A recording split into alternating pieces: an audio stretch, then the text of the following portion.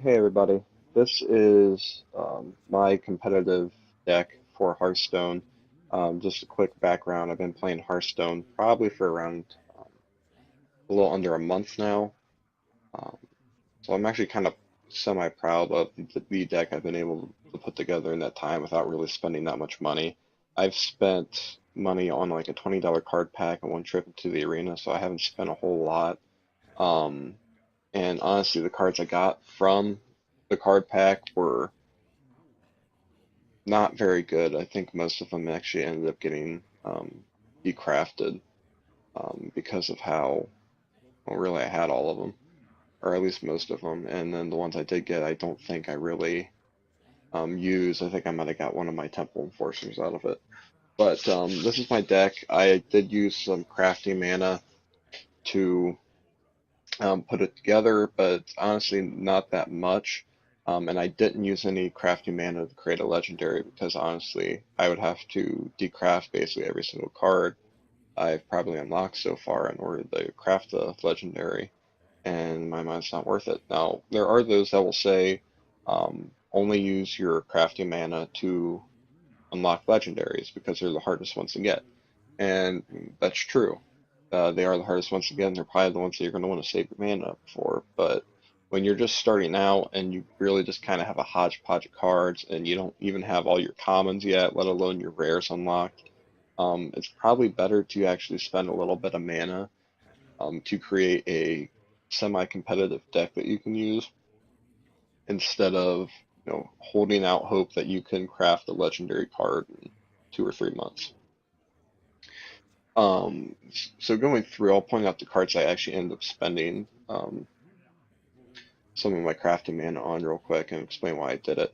The first one here is Lightwell. Um, you can see it's a 0 attack minion with 5 health, so it doesn't do any damage. But what it does, it has an ability where it will um, heal a random friendly character 3 each turn. If you get both of these on the field at the same time, they'll be doing +6 health on your side of the field, which is an amazing power all in itself. Um, Very hard to take out until early game unless your opponent happens to have 2 minions on the field and the minions would have to equal up to 5 attack. And sometimes people are like, oh, you can't attack me, I'm not going to do anything, and they'll just skip over it, which is a really dumb move. I believe I got crushed by somebody who was using this, and I immediately went out and I crafted them. And they work out really well in the deck I have constructed, and I'll explain why here in a little bit. And then recently I spent some crafting mana to unlock the Sun Fury Protector. There are two different cards in the game that will give adjacent minions taunt.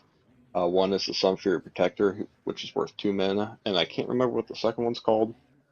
But the difference between the two is this one's 2 mana, and she gives adjacent minions taunt, and the other one he costs 4 mana, but he gives adjacent minions taunt and +1 attack and +1 health.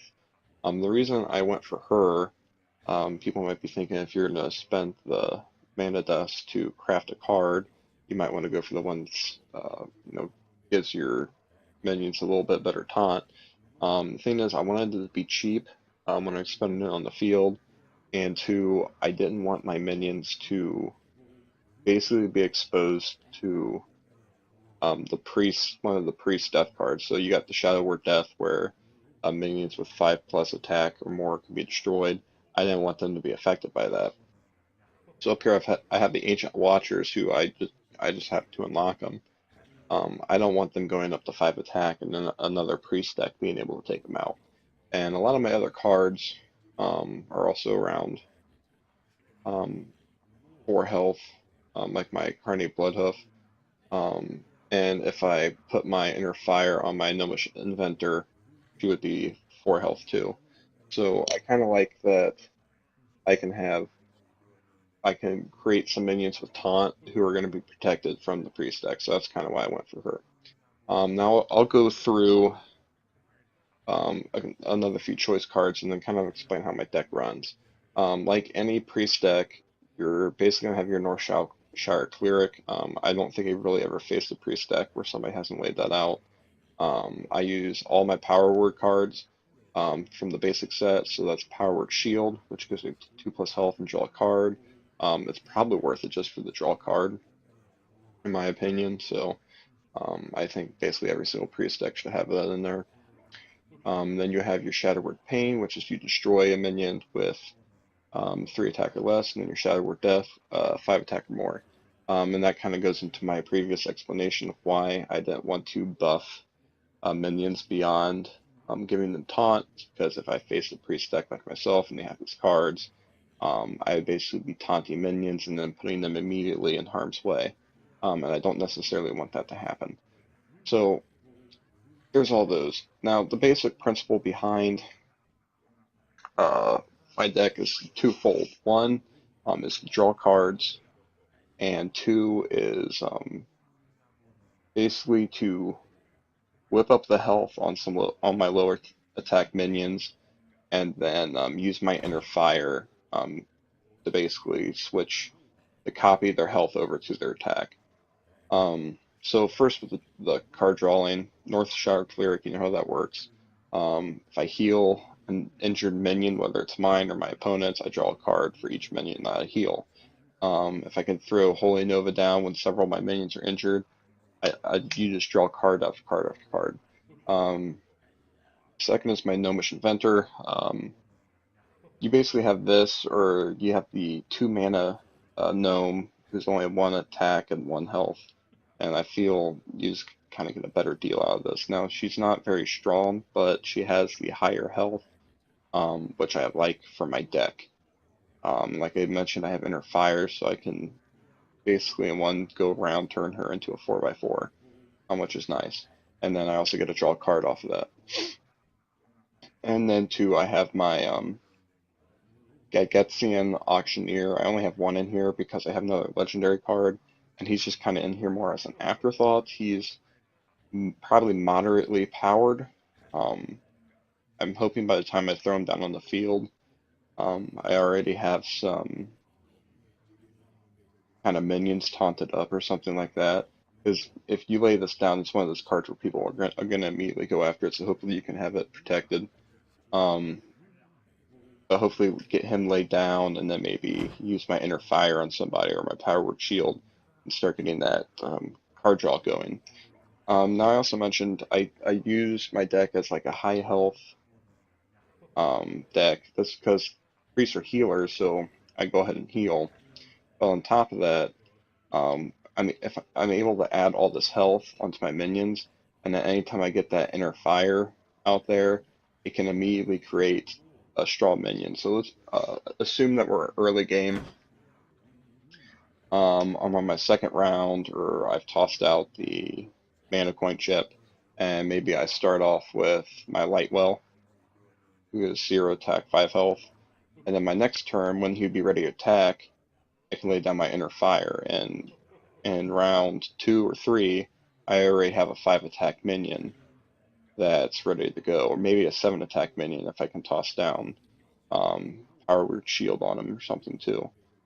There have been several times where I start off a match and I happen to have Lightwell, Divine Spirit, Power Word Shield, Inner Fire, and within 2 or 3 rounds I already have a 5, 7, or 10 attack minion out there on the field doing damage.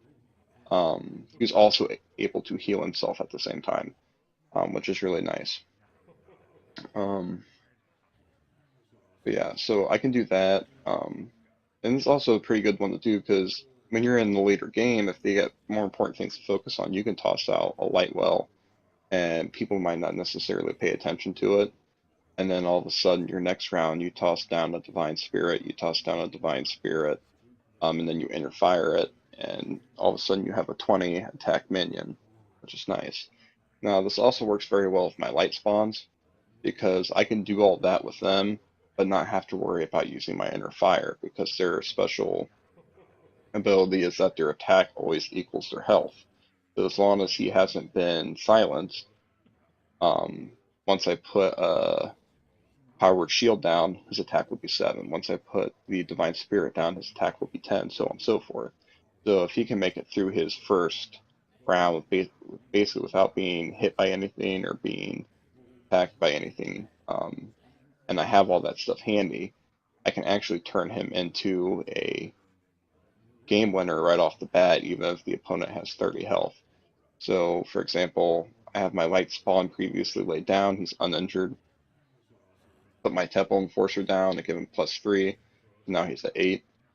And then I basically just use my Divine Spirit. So I double him 1 up to 16. Do it again, double him up to 32. Game winner. So that's kind of what I do there.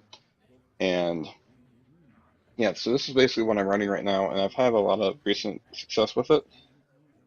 For example, I was kind of just messing around with my pre-stacks, messing around with my shaman deck, because I do have a shaman deck that I will use every once in a while. At least I was using, because it was kind of evenly matched with my pre-stack at the time. And I couldn't get above, like, I could just break into rank 16 and then immediately get kicked out of it.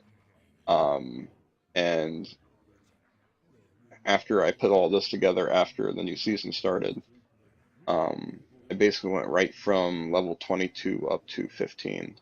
So maybe now everything's starting to, everybody's getting where they need to be type thing. Will start to even out a bit more, and it'll get harder. Like I said, I basically went on I lost 1 or 2 games, but I strung together a lot of good win streaks, and I'm midway through 15 right now. And I kind of stopped the other night when I was doing it. It was 2 nights ago. One, because I wanted to actually come on and stream, and I was at my parents' house and I couldn't stream there. But like I said, I was like going really good, so I feel like with this deck I could probably get up into 14, 13 with it. So yeah. Oh, and I think I forgot to mention that my 1 legendary, I have the Carney Bloodhoof. I was just lucky and I managed to unlock him. And kind of the ironic thing is he's probably one of the top 2 or 3 hardest minions for Priest of the Face. Just because his special ability, as soon as he dies, he basically resummons himself, just without his death rattle. So you basically get a 4x10 minion. Now, of course, if they silence it, not that great. You're probably spending 2 mana more for something that's more powerful than a Chillwind Yeti. But if they don't silence it, huge thing to deal with. Plus, if I can toss some extra health on him, maybe give him taunt, it's, Priest can't take him down. Rogues obviously can take him down. Hunters can take him down with certain cards pretty quickly, but that can be said for any of my other cards too. So yeah, that's it. Put this video up, and I'm actually going to just go right into streaming me playing some Arena, and I'll put that up on the channel as well in some separate videos. So thank you for watching. See you guys later. Thanks for listening to the SMG Podcast. Got a question for us? Tweet us at SMG Podcast or follow our host individually at @X_SACX, at YepitsKeys, at MadpupYT, and at Donnie_G. All rights reserved, except for the ones that aren't.